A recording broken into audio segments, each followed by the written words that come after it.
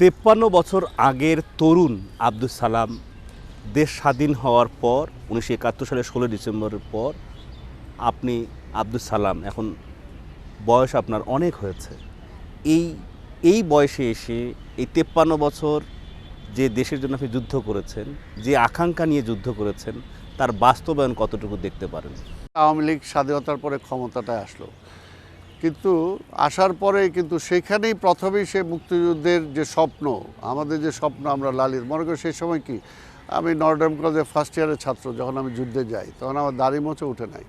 সেই সময় যুদ্ধের সময় তো বিকালবেলা মাঝে মাঝে চিন্তা করতাম কবে যুদ্ধ শেষ হবে, ঢাকায় ফিরে যাব, আত্মীয় স্বজনের কাছে যাব, ঢাকার রাজপথে আর মিছিল দরকার হবে না, এই পল্টন ময়দানে জনসভার দরকার হবে না। একটা সাধারণ হিসাবে তো সেটাই ছিল। কিন্তু যখন দেখলাম যে যুদ্ধের পরে সরাসরি সব কিছু পরিবর্তন হয়ে গেল, শুধু কি একটা পতাকা পরিবর্তনের জন্য বা একটা জাতির পিতার পরিবর্তনের জন্য তো আমরা যুদ্ধ করি নাই, কিন্তু আমাদেরকে বলে অস্ত্র জমা দিয়ে দাও। দেখলাম যে অস্ত্র জমা দিলাম, যে কারণে যুদ্ধ করলাম সেটা তো হয় নাই। আজকের এই ঐতিহাসিক এই সোনার উদ্যান, এইখানে যেমনি 7ই মার্চ হয়েছে, আবার কিন্তু এইখানে বসে আবার গোপন বৈঠক করে সেই সময় কিন্তু আবার এই আওয়ামী লীগের বিরুদ্ধে আবার সেই সময় আমরা প্রতিরোধ গড়ে তুলেছি।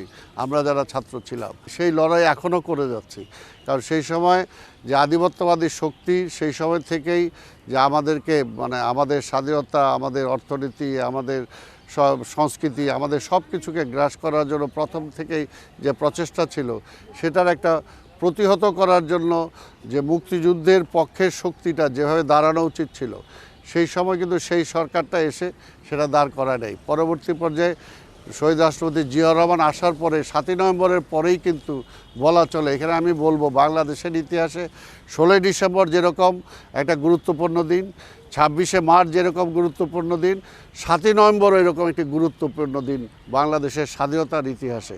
কাজে ওই 7ই নভেম্বরের পরে কিন্তু বলা চলে যে অনেকটা মুক্তিযুদ্ধের স্বাদ আমরা পেয়েছি, বা সেই স্বপ্নটাকে বাস্তবায়ন করার দিকে আমরা এগিয়ে যাচ্ছিলাম।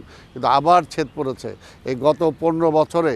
মুক্তিযুদ্ধের কথা বলে মুক্তিযুদ্ধ নিয়ে তারা ব্যবসা করেছেন, মুক্তিযুদ্ধের দোহাই দিয়ে তারা নিজেরা দেশটাকে একে ছাড়খাড় করে দিয়েছেন।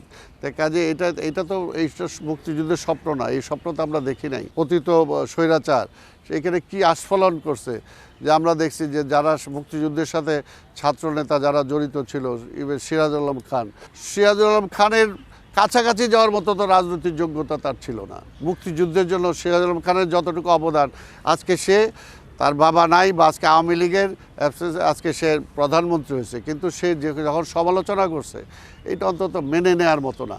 তাই কাজে মাঝে মাঝে মনে হয় আবার সব কিছু বিদ্রোহ করে ভেঙে ফেলে ভালো লাগে না, অর্থাৎ যে কারণে করলাম সেই স্বপ্ন তো অধুরা রয়ে গেল। এবং যখন সেটাকে বিশেষ করে মুক্তিযুদ্ধ নিয়ে যারা ইতিহাস বলে, আরে ভাই একটা ওই তথ্যমন্ত্রী হয়েছিল আওয়ামী লীগের, তাকে আমি মারতে গেছিলাম ওপেন টেলিভিশনে, যখন এই মুক্তিযুদ্ধ নিয়ে আর জয় বাংলা নিয়ে আমি তারা 3বার বলছি যে বাবা আমরা এটা জন্ম দিছি, কাজে আপনি তো পড়ে বলতেছেন বা জেনে বলতেছেন, আর আমরা এটা জন্ম দিছি, কাজে আমাদের সাথে এটা নিয়ে বিতর্ক করেন না। মুক্তিযুদ্ধের ইতিহাস তারা পাল্টে দিতে চায়, তাই না? তো এটা তো হইতে ইতিহাস বা একটা ব্যক্তির সেই সময় যে রোল ছিল সেটা এই মুহূর্তে আমার পক্ষে নাও থাকতে পারে, কিন্তু ওই ব্যক্তির ওই সময়ের অবদানটা তো আমাকে স্বীকার করতে হবে, এটা হলো পরিষ্কার। এই ব্যাপারে অন্তত আমি যে মুক্তিযুদ্ধকে নিয়ে রাজনীতি করতে চাই না, কিন্তু আওয়ামী লীগ অলওয়েজ মুক্তিযুদ্ধকে রাজনীতি করেছে।